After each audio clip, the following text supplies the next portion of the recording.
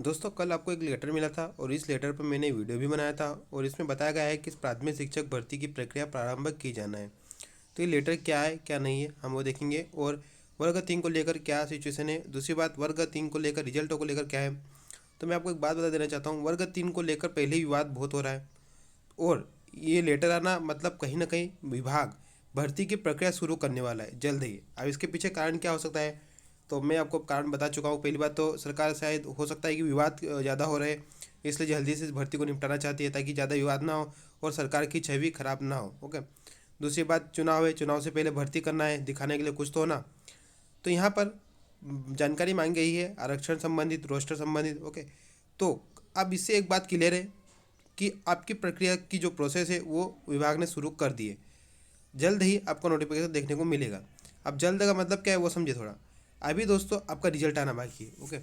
जैसे ही आपका रिजल्ट कब आएगा, तो आपने नॉर्मली देखा पुलिस भर्ती का रिजल्ट जल्दी आ गया, तो हो सकता है ये भी आपका 15 मई के बाद आपका रिजल्ट आ जाए, क्योंकि 45 दिन का फिक्स रहता है कि 45 दिन तक के बाद ही अपना जो पीबी होता है वो रिजल्ट जारी करता है। तो 15 मई तक आपका रिजल्ट आ सकता है, इसके बाद भी आ सकता है और 15 मई तक आ सकता है।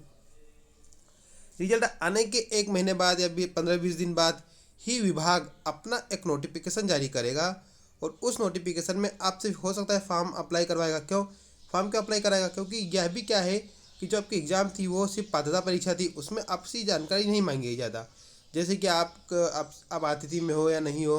ओके। दूसरी बात, यहाँ पर आपकी रैंक कभी नहीं दिखाई जाएगी रिजल्ट में। तो फिर आपसे सारी जानकारी मांगी जाएगी, आपसे स्कोर कार्ड मांगा जाएगा। फिर स्कोर कार्ड आप अप्लाई करने के बाद आपके मार्क्स के हिसाब से फिर आपकी मेरिट लिस्ट जारी होगी और आपकी रैंक आपको प्रदर्शित कर दी जाएगी।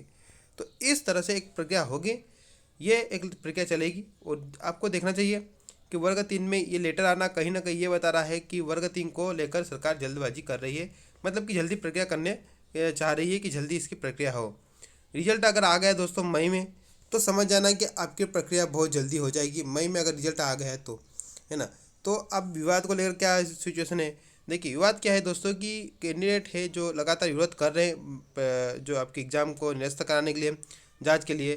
तो सरकार जब तक नहीं एक्सेप्ट करेगी कि पेपर लीक हुआ है तब तक भर्ती चलेगी। ओके।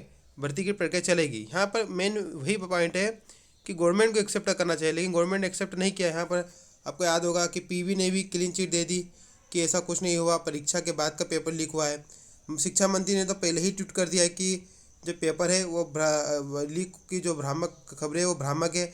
आपको शुभकामनाएं भी दे दी शिक्षा मंत्री जी ने कैंडिडेट को। तो ये चीज़ें हैं, मतलब कि सरकार चाहती है कि भर्ती हो जाए जल्दी से। ओके। तो ठीक है दोस्तों, और जो भी जानकारी मुझे इस संबंध में मिलेगी शिक्षक भर्ती वर्ग 3 के संबंध में, तो मैं ज़रूर दूंगा। आपको कंफ्यूजन नहीं होना है, इस लेटर से आपको कोई लेना देना नहीं है। बस ये है, इस लेटर से सिर्फ आप इतना समझ लीजिए कि आपकी भर्ती प्रक्रिया प्रारंभ की जाना है, क्योंकि पहला ही पॉइंट है कि उक्त विषय अंतर्गत प्राथमिक शिक्षकों की भर्ती प्रक्रिया प्रारंभ की जाना है। तो ठीक है, थैंक यू।